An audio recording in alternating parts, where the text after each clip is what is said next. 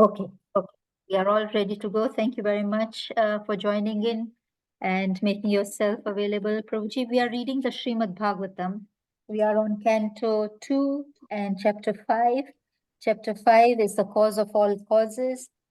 And the text for today, Prabhuji, is text 20.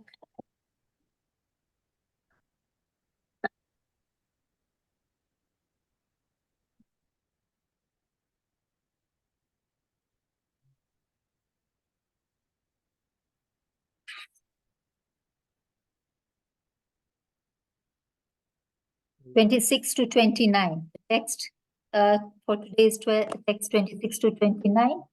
Prabhuji, I will now request Arya Govind Prabhuji to take over. Hare Krishna, Arya Govind Prabhuji. Hare Krishna Mataji, Dandot Pranam. Dandot Pranam. Pranam. Yes, thank you, Mataji. Thank you, Prabhuji. Prabhuji, take over. Yes. Okay, Mataji. Okay. Hare Krishna. Dandot Pranam, Prabhuji. Welcome to this Sangha.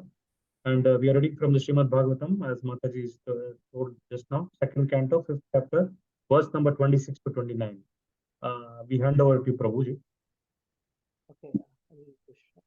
I always like when we get a lot of participation from the devotees. So it's very nice. So I'll explain a little bit previously how we came here. I'll explain a little bit about the verse and everything like that. I was just thinking maybe if somebody wants to recite Mangalacharan. Prabhuji, we are not able to hear you properly. If you can speak near the mic or... Yeah, the mic is within my headphones. If I speak louder, will you be able to hear me better?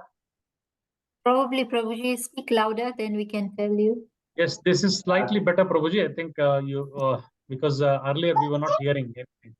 Okay, let me try taking off the headphones. Let me just see if that works better actually. We can start with the Mangalacharan till Prabhuji is sorting his mic out. Yeah. Indulekha Mataji, are you able to do the Mangalacharan for today, please? Hare Krishna. Hare Krishna, everyone. Please can I accept my humble obeisances. Oh, good, Shri Prabhupada. Yes, thank you, Kritika. I can start. Om Jnanatimirandasya Jnananjanashalakaya Chakshurunmilitam Yena Tasmai Shri Guruve Namaha Shri Chaitanya Manobhishtam Sthapitam Yena Bhutale Swayam Rupa Kada Mahyam Dadhati Swapadantikam Vandyaham Shri Guru Shri Yuta Padakamalam Shri Gurun Vaishnavam Cha Shri Rupam Sagrajatam Sahagana Raghunathan Vitam Tam Sajivam Sadvaitam Savadutam Parijana Sahitam Shri Krishna Chaitanya Devam Shri Radha Krishna Padan Sahagana Lalita Shri Visakan Vikamcha Shri Krishna Karuna Sindhu Dina Bandhu Jagatpati Gopesha Gopika Kanta Radha Kanta Namastite Sapta Kantana Gaurangi Shri Radhe Vrindavaneshwari Vishvanu Sute Devi Pranamami Hari Priye Vanchakalpatarubhyascha Kripa Sindhu Bhavaivacha Patitanam Pavanebhyo Vaishnavebhyo Namo Namaha. Jai Shri Krishna Chaitanya Prabhu Nityananda Shri Advaita Gadadhara Shri Vashadi Gaura Bhakta Vrinda Hare Krishna Krishna Krishna Hare Hare Hare Rama Rama Rama Hare Hare. Shall I say the prayers also, Prabhuji, before we recite Bhagavatam, the three mantras? Sorry, I didn't quite catch that. Just say that again. Would you like me to recite the three mantras that we recite before reading Bhagavatam? Yes, please. Yes, please. Thank you. Mukham karoti vachalam pangum langayate grim yat kripatamaham vande Shri Guru Dina Taranam Paramananda Madhavam Shri Krishna Chaitanya Ishwaram Narayanam Namaskritya Naram Chaiva Narotamam Devim Saraswati Vyasam Tato Jayamudhirayet Nashta Praisha Bhadreshu Nityam Bhagavata Sevaya Bhagavati Uttam Slokir Bhaktir Bhavati Naishtuki. Hare Krishna. Hare Krishna. Okay, I guess we'll take it over from here then. Can you hear me now? A bit better? Yes, Prabhuji, much better. Okay, wonderful, wonderful. Om Namo Bhagavate Vasudevaya. Om Namo Bhagavate Vasudevaya. Om Namo Bhagavate Vasudevaya. So we are discussing reading from Canto 2 of the Srimad Bhagavatam, Chapter 5, entitled Cause of All Causes. It's always nice to refresh our mind on how things begin, how things develop, and to understand everything in a holistic way also, not just in one text also. That is also how we should also understand Shastra, not that we just take one bit of Shastra, that things has to be looked at in a very holistic way on a broad sense. So I'll be talking a little bit how we come to this text. So as I described before in my previous class, actually, that what's happening is here we have a conversation between Narada Muni and Brahma. And Narada Muni is putting forth very intellectual questions, you know. I was saying that one of my conclusions of my last class was that questions are the quest of life. You know, we are saying this, it's a very means of conquest, you know. So here, Narada is trying to find out the truth. He's asking quite intelligent questions, as you can see, you know.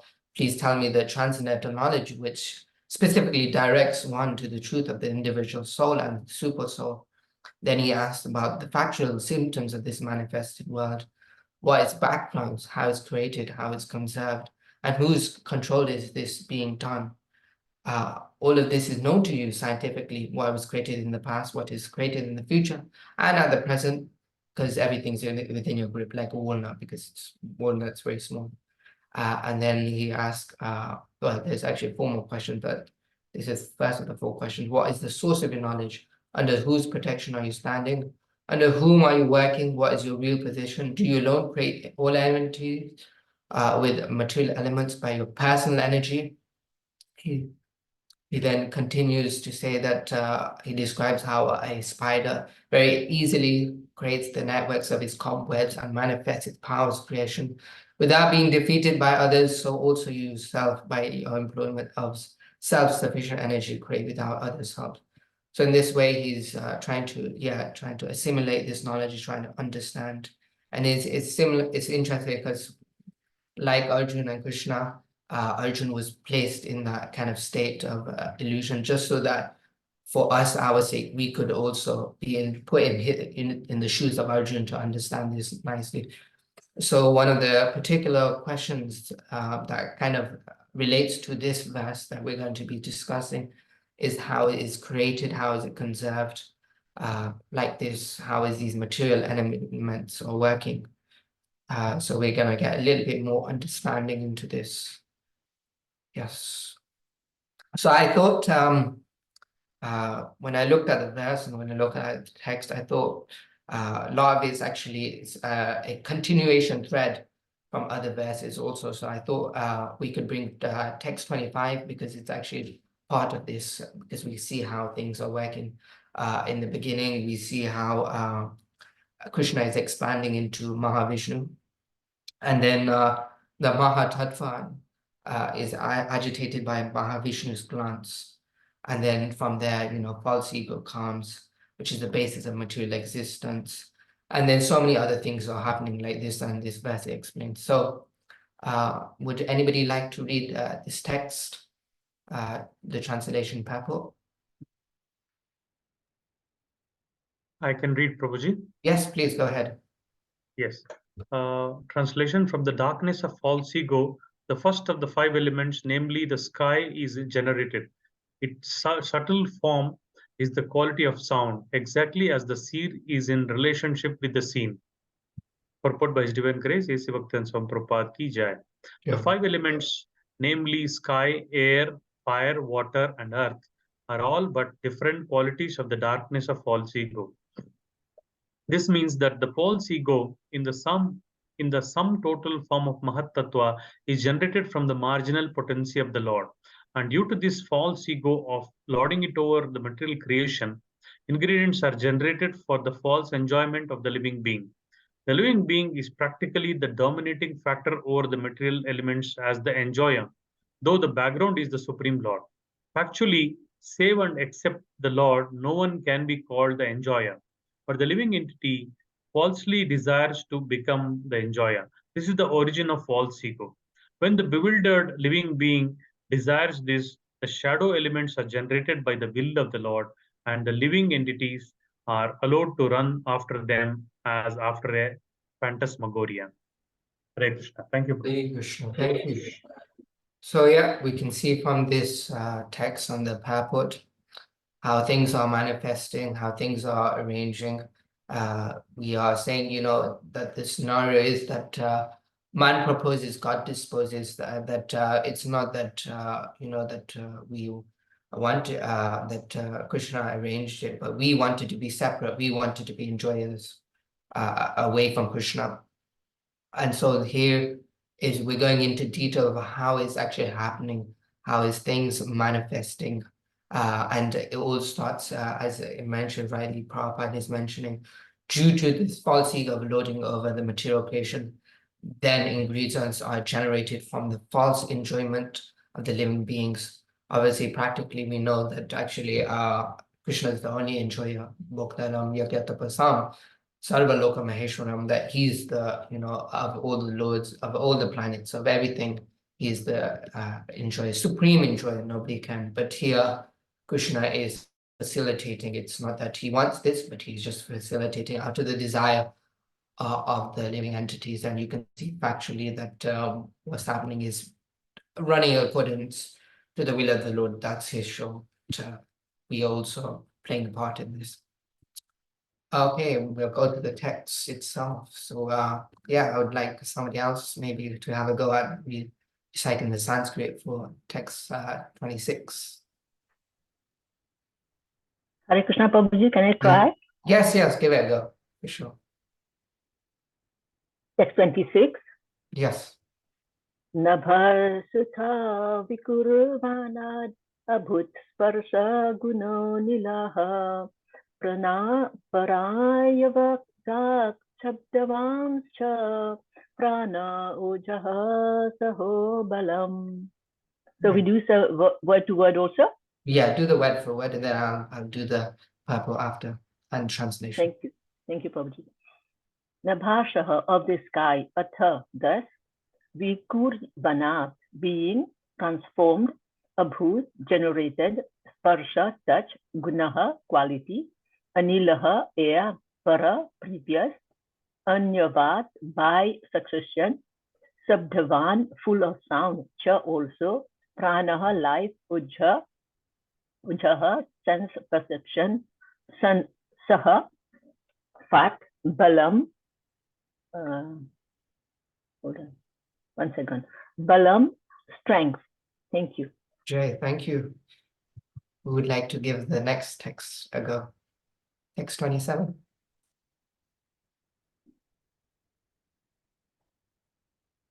David? Prabhuji, I can continue, okay? Yeah, okay, sure. If there's no one. Sure. Text 27.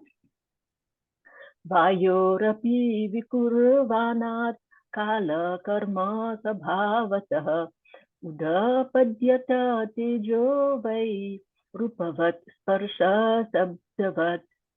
Vayoho of the air, api also, vikurna manavat, by transformation, kala, time, karma, reaction of the past, swabhavata, on the basis of nature, udapadyata, generated, teja, fire, vai, Julie, rupavat, with the form, sparsha, touch, sabdavat, with sound also.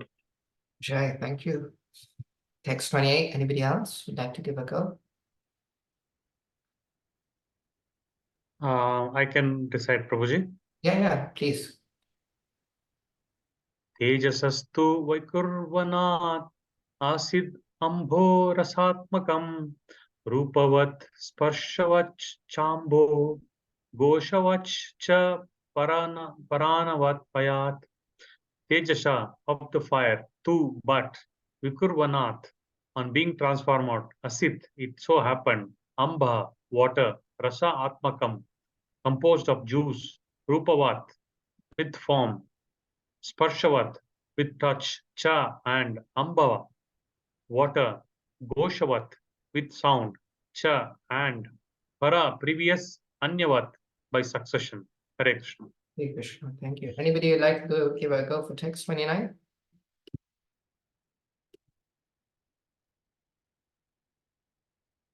Not, I can continue, Prabhuji. yeah, continue, sure, please. विशेषस्तु विकुर्वनात् अम्बसो गन्धवान् अभूत् परान्वयात् रसस्पर्श शब्दरूप गुणान्वितः Vishesha, variegatedness, tu, but, Vikurvanat, by transformation, Ambasa, of water, Gandhavan, odorous, Abhut, became, Para, previous, Anyavat, Anvayat, by succession, Rasa, juice, Sparsha, touch, Shabda, sound, Rupa Guna Anvita, qualitative. Hare Krishna. Hare Krishna, oh, sorry. Thank you. Translation, I guess I'll read the translation for this one then. Text 26 to 29 translation. Because the sky is transformed, the air is generated with the quality of touch, and by the previous succession, the air is also full of sound, and the basic principles of duration of life, sense perception, mental power, and bodily strength. When the air is transformed in course of time and nature's course, fire is generated, taking shape with the sense of touch and sound. Since fire is also transformed, there is manifestation of water, full of juice and taste. As previously it also has form and touch, it is also full of sound, and water being transformed from all variegatedness of air, appears odorous, and as previously becomes qualitatively full of juice, touch, sound, and form respectively. Purport. The whole process of creation is an act of a gradual evolution and development from one element to another, reaching up to the variegatedness of the earth as so many trees, plants, mountains, rivers, reptiles, birds, animals, and varieties of human beings. The quality of sense perception is also evolutionary, namely generated from sound, then touch, and from touch to form. Taste and odor are also generated, along with the gradual development of sky, air, fire, water, earth. They are all mutually the cause and effect of one another. But the original cause is the Lord himself in the plenary portion, as Mahavishnu lying in the causal water of the Mahatattva. As such, Lord Krishna is described in the Brahma Samhita as the causer of all causes. This is confirmed in the Bhagavad Gita 10.8 as follows. Sarvasya prabhavo mata sarvam bhavantante iti matva bhajanti mam buddha bhava samanvita. The qualities of sense perceptions are fully represented in the earth, and they are manifested in other elements to a lesser extent. In the sky, there is sound only, whereas in the air, there are sound and touch. In the fire, there are sound, touch, shape, and in the water, there is taste also, along with other perceptions, namely sound, touch, and shape. In the earth, however, there are all the above mentioned qualities, with an extra development of odor also. Therefore, on the earth, there is full display of variegatedness of life, which is originally started with the basic principle of air. Diseases of the body take place due to derangement of air within the earthly body of the living beings. Mental diseases result from special derangement of the air within the body, and as such, yogic exercise is especially beneficial to keep the air in order so that the diseases of the body become almost nil by such exercise. When they are properly done, the duration of life also increases. And one can have control over death also by such practices. A perfect yogi can have command over death and quit the body at the right moment when he is competent to transfer him to a suitable planet. The bhakti yogi, however, surpasses all the yogis because by dint of his devotional service, he is promoted to the region beyond the material sky and is placed in one of the planets in the spiritual sky by the supreme will of the Lord, the controller of everything. Hare Krishna. So I was on my meditation when I was thinking about this, when I was reflecting, I was thinking that the whole process, Prabhupada is mentioning here that the whole process of creation is an act of gradual evolution, development from one element to another. So we can see how things are forming, fire is forming, how the air is forming from the sky, different things are going. And we can clearly see that things are going from actually subtle to gross, things are manifesting.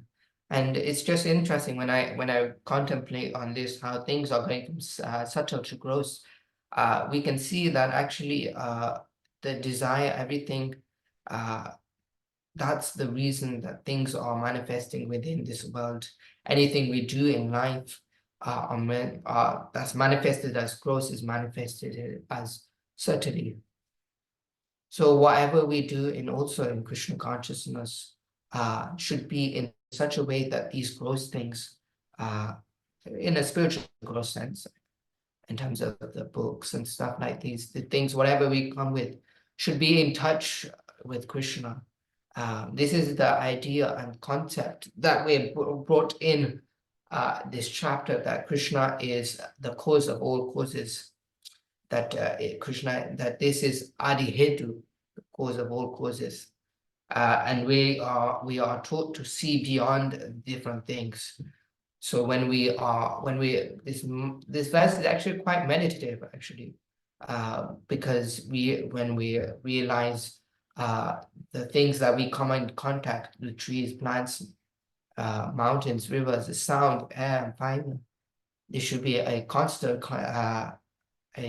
meditation of where do these things emanate from, how these things came about. And here Prabhupada is mentioning, Krishna is mentioning, well, actually Brahma is mentioning these things, how these things come about. So then we should see that everything in relation to Krishna will enable one to transcend the suffering of the pangs of material existence. It's just beautiful how Krishna, we can see everything in Krishna. For spiritualists, but for materialists, they see everything without Krishna, without, the supreme creator, it's interesting. This is creation is talking about here, the trees, the plants, the mountains. But here Bhagavatam is putting together the creator and the creation. We have, as I mentioned previously, three ways of looking at things. We see something on the immediate cause, which is, let's say, of these different things that are coming about, the sky, the air, fire, water, earth. These are all immediate things. But then how is this brought about? These are brought about Mahavishnu lying in the coastal ocean, whose glance is being done through. And then how is that caused? That's caused by Krishna.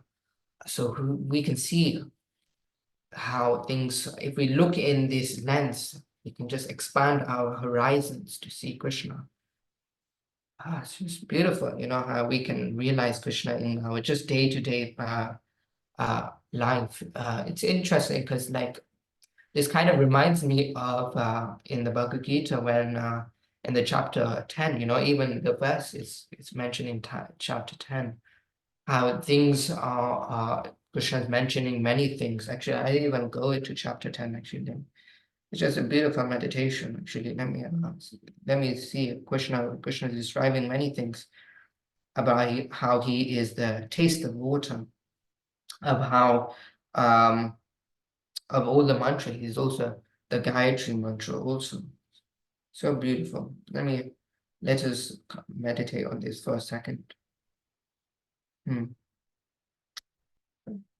1 second. It's chapter 10. Yeah, so let me read this. I'll read a few texts just to get the idea of it. Of all the Rudras, I am Lord Shiva. The Yakshas and Rakshasas, I am the Lord of the wealth, Kuvera. Of the Vasus, I am Agni. And of mountains, I am Meru. A priest of Arjuna, know me to be the chief, Brihaspati. Of generals, I am Kartikeya. Of bodies of water, I am the ocean. Of the great sages, I am Bhrigu. Of vibrations, I am the transcendental Om. Of sacrifice, I am chanting of the holy names, Japa. And of immovable things, I am the Himalayas. Of all trees, I am the banyan tree. And of the sages among the demigods, I am Narada. Of the Gandharvas, I am Chitraratha. And among perfected beings, I am the sage Kapila. So in this chapter of the Gita, Arjun's asking her, what is the ways that I can think of you within this material universe? And Krishna is elaborating and explaining some of the opulence. So we can see in relatable to this that here Brahma is explaining the opulence of Krishna. And it's just amazing that we realize how insignificant we are. One time in a pastime with Prabhupada, Tamal Krishna Maharaj, I think came a little bit puffed up, a little bit proud. And then Prabhupada came to him and said to, I think, at least from my memory of this is, I think how it goes. He says, of many, many planets, of many, many universes, there is one universe you're in. And in many, many universes, you're in one planet. And in many, many planets, you're only in one planet. And in many, many countries, you're in one country. And many, many countries, you're just in one town, city. And in many, many towns, you're only in one house. And in many, many rooms, maybe, you're only in one room. How important do you think yourself? So this also is a way of, when we realize this factually, we understand how insignificant we really are. This transcendental knowledge is not just words, but help us to understand the bigger picture. It's interesting. My service is Sankirtan, and yeah, I give out books, and I meet different peoples from different faith, of the Christian faith, and different people. And it's just interesting. What I find is, yeah, they have the goal, they know they want to get to God, but it's just interesting is that that everything that they do in life doesn't seem like is connected to Krishna. It doesn't seem like it's connected to God. So and then I realized, actually, this is one realization I gained from this experience is it's not just good enough to have just a goal. What we need to do with the goal is to keep it inside, keep it in mind. So here we realize that we're keeping Krishna as the cause of all causes. Here we're bringing Krishna to the center of our lives. And through the way we interact with these elements can be a way in which we can liberate ourselves, because we're all in contact with these material energy. But for Krishna, there's no difference between spiritual and material. It's all spiritual. So devotee, advanced devotee, at least, has Krishna in the foreground. Everything's related to Krishna. So for him, he also doesn't differentiate between spiritual and material, because really there is not really any spiritual material. The only reason there's spiritual and material is due to our consciousness, that we recognize something as material. Material is which is temporary, it's not going to be permanent, it's asat. Whereas spirituality, in the spiritual sense of the spiritual side, is Satchidananda Vigraha. It's always full of eternity, full of bliss. Such powerful things. Yeah. I want to go and look in a little bit more deeper, also in the verse that it's mentioned. It's mentioned Sarvasya Prabhavu. In relation to the point I'm making, also Krishna describes out of all the spiritual and material worlds, everything emanates from me. So the wise who perfectly know this. This is what Krishna is saying, that if you understand this factually, then they should engage in my devotional service and worship me with all their hearts. But why? Why should we? Why should we understand that? Why should we worship Krishna? Krishna says actually in another text, if I forget my things, I think it's 18th chapter, verse is not coming to my mind. What was the verse? Let me just think. Just bear with me. What was the verse? Yes, Bhakti Mam Abhijanati Yavanyasya Tatvata Tato Mam Tatvato Gyatva Vishaye Tat Anantaram. So Tatvata, when we understand this in truth, when we understand how Krishna is manifesting, because we see also in the first text of the Bhagavatam, it's already painting a picture. Janmadi Asya Yato Anyan Yato Itaratus Chatveja Abnya Surat. Tene Brahma Rida Ya Adi Kaviye. That even Brahma is saying, that Krishna is the supreme, So when we understand this factually, when we engage in full consciousness, this is full consciousness, understanding everything to be Krishna, but with devotion, what is the result? He can enter into the kingdom of God. So powerful. So it's amazing. It's like, wow, it really opens our mind. This is open-mindedness. This is what a devotee has. Mm.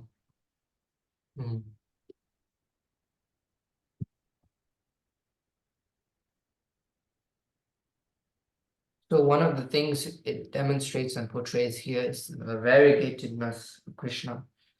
How Krishna is not limited by anything. Krishna is fully in his full opulence, that he has full of beauty, full of renunciation, full of everything, And here we can understand how powerful Krishna is, how these things are coming to be, how things are taking shape. It's just amazing. It's like if we understand how things are happening by these arrangements, then we are thinking, oh, this is just Purvamulam. This is just a fragment Krishna is mentioning. That we are just seeing this on the other side. It's like the Prabhupada mentions there is a tree, but we're just viewing this tree as a reflection. So when we understand how this is powerful as it is already, imagine how much it must be variegated in the spiritual sky, it's just beautiful. You can even get a glimpse of that when we go to Vrindavan, because Vrindavan is described in Ishopanishad. Sorry, not Ishopanishad, Nectar of Instruction, how the different places are in how should I say, systematically in different quadrants, and we see how actually even Gokula Vrindavan, the Bhumi Vrindavan, is even higher than Vaikuntha. So powerful. So even here, we get a picture. We can sense that. I'm actually going to Vrindavan next month, so hopefully I can pray by your blessings I could come. One of the things I was meditating on just an hour before this class actually is Prabhupada mentions that a perfect yogi can have command over death and quit the body at the right moment when he is competent to transfer himself to a suitable planet. And I was thinking, how is it that he has command over death? And it's like, death is unconquerable, death can come at any time, we say, and it's amazing that he can quit the body at the right time. When I actually inquired, I actually found out that this is by perfection. He has siddhi, he can transfer himself, but he can only take it so far as into the material sky. But here Prabhupada mentions that actually a real yogi, a bhakti yogi, is one that surpasses all these yogis just by devotional service. What is that verse? think, what is it? That's then.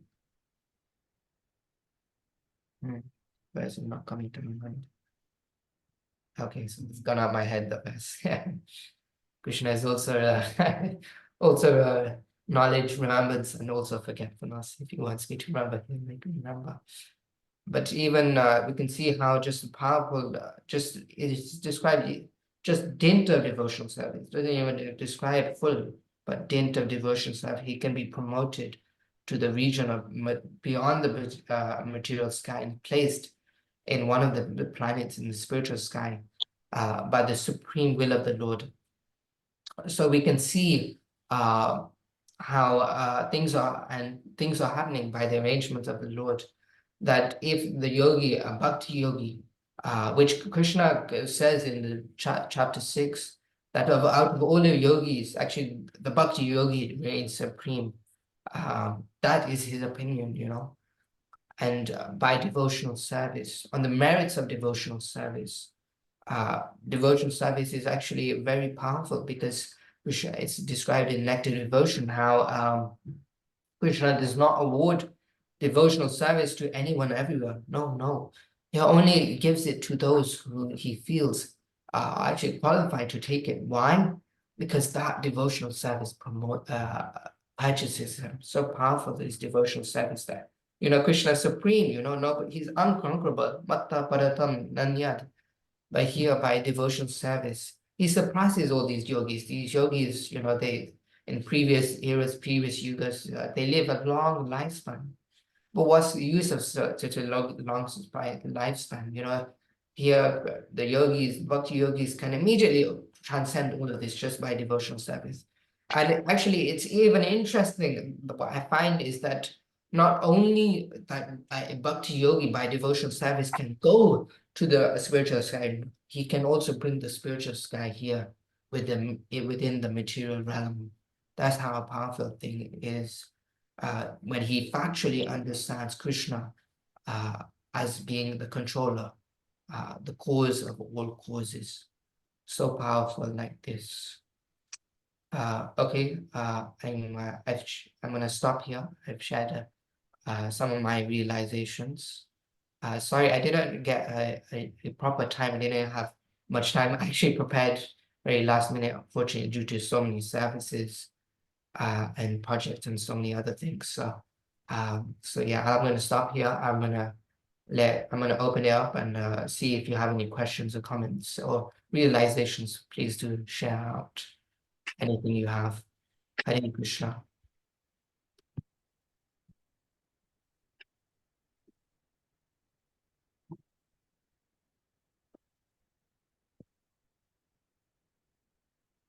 Any comments, questions? Hare Krishna, Prabhuji. Thoughts? Thank you. Yeah. Thank you. So nice. Thank you. It was so nice hearing you once again. And I'm surprised, you know, you said you didn't prepare anything, but yet you can deliver so nice class, which is amazing at your age also. But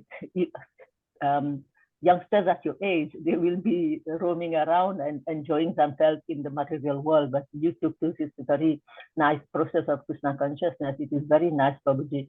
Thank you so much. You gave nice detail of how the gradual development from subtle to gross took place, and how all the perceptions are found in the earth at the end.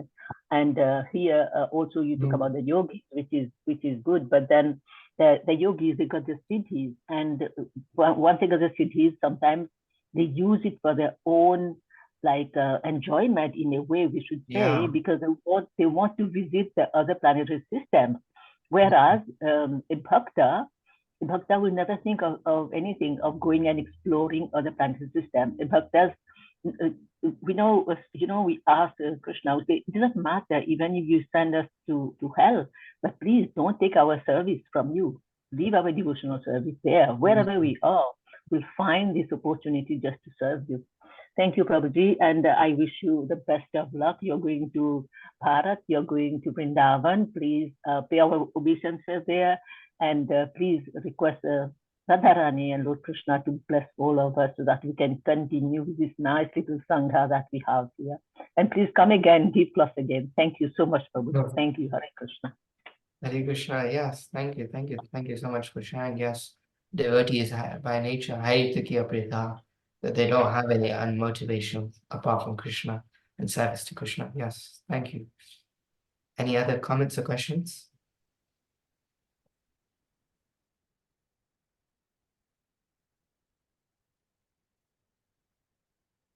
There's a lot to take in.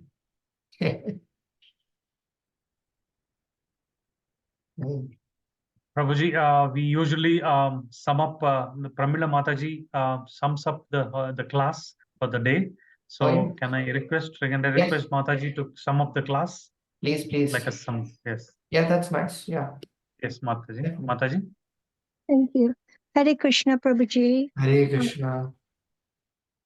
Please forgive any errors I make. I could only take in a certain amount because you've imparted such super knowledge to us. So some of the points that I picked up on, Prabhuji, is that this conversation was taking place between Narad Muni and Brahmaji.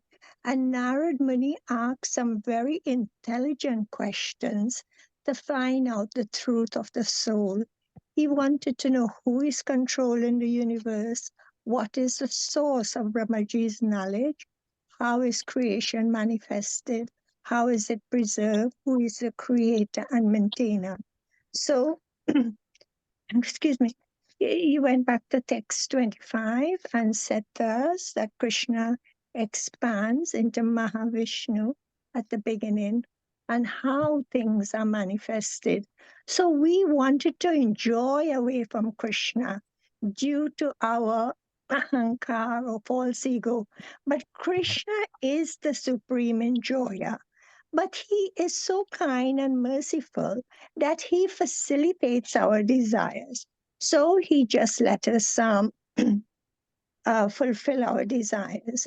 So in text 26, you talked about Srila Prabhupada and creation. And things were going from subtle to gross forms. And whatever we do in Krishna consciousness should be in touch with Krishna, as he is the cause of all causes. So Brahmaji describes how everything comes about in creation, and we can see everything in creation in Krishna, the creation. So how does the sky, water, etc. come about? And this is all brought about by Krishna. And this is such an amazing chapter to help us understand creation. Now, you quoted from Bhagavad Gita, chapter 10, where Krishna, and I only quote a few of the points, Krishna explains to Arjuna, he is the taste of water. Of all the mantras, he is the Gayatri mantra. Of the mountains, he is Meru. Of the generals, he is Kartika. Of the sages, he is Brigu. And of the trees, he is the banyan tree. So Arjuna asks, how can I think of you? And Krishna describes this to Arjuna. So we are very insignificant. The scriptures help us understand the bigger picture. So we need to have Krishna as our goal and keep this in sight, because Krishna is all spiritual. He describes everything emanates from me, and those who understand this should worship me. And you also quoted from chapter 18 of the Bhagavad Gita, when we understand Krishna's manifestation and that he is the supreme, we will be able to enter the kingdom of God. And Krishna is full of beauty. He's so powerful. And Srila Prabhupada mentions that a perfect devotee can have command over death. He can quit the body anytime. And a real devotee can surpass others by devotional service. And you quoted from chapter 6 of the Bhagavad Gita. the bhakti yogi is supreme by devotional service. So, Prabhuji, those were just some of the points I can pick up, and please forgive any errors I make. Thank you. Thank you. It's very nice. Actually, you just gave me one thought that came into my head when I was discussing about insignificance of one person, of ourselves. It's interesting when we look into the society, into this material world, we can see that actually most people want to kind of, how should I say, boost their self-esteem. You know, they want to make themselves so significant. But here we kind of change the scales the other way around completely, that we make ourselves insignificant to recognize the significance of the Lord, to make him significant. In this way, then the process becomes significant in taking to it. You know, sometimes we say, oh, I'm the fallen, I'm the most fallen, I'm the lowest of the lowest. But what's that going to do? That's also, you know, that's also ahankara. That's also, you know, to recognize if it's not with Krishna, you know, that although I'm for them, you know, we hear so many acharyas, you know, Bhakti Vinod Thakur, now Das Thakur, we see appearance coming up soon, how they described actually, I'm the most fallen, but yeah, let me take shelter.